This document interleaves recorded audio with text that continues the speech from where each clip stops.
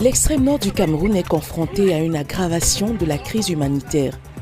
Conflits armés, déplacement des populations, inondations récurrentes et crises nutritionnelles sévères ont fait de cette région l'une des plus vulnérables du pays.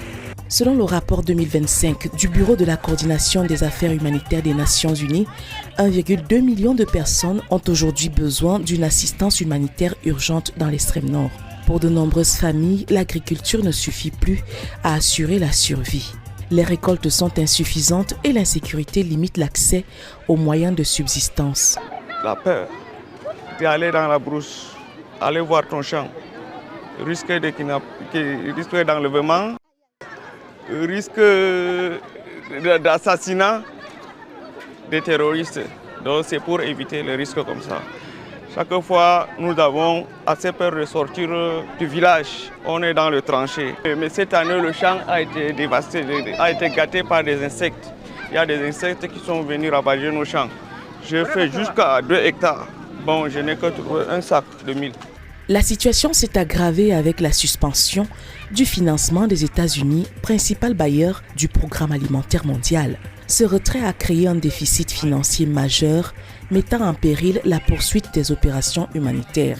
En 2024, le Programme alimentaire mondial a assisté plus d'1 million de personnes.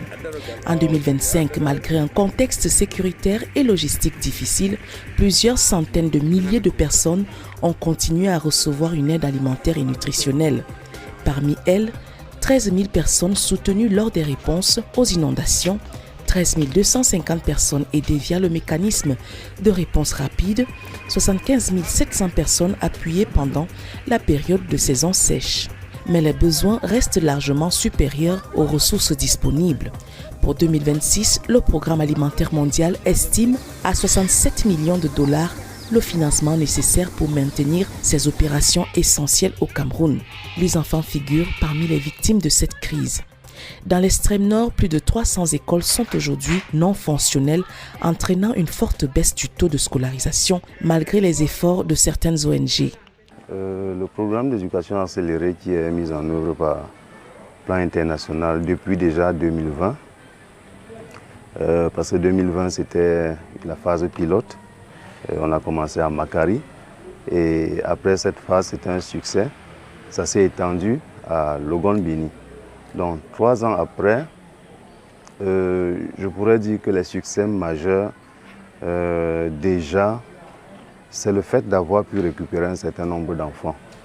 Un certain nombre d'enfants qui étaient déscolarisés du fait des crises sécuritaires, des crises climatiques, des crises intercommunautaires, de les avoir récupérés pour les ramener sur le chemin de l'école.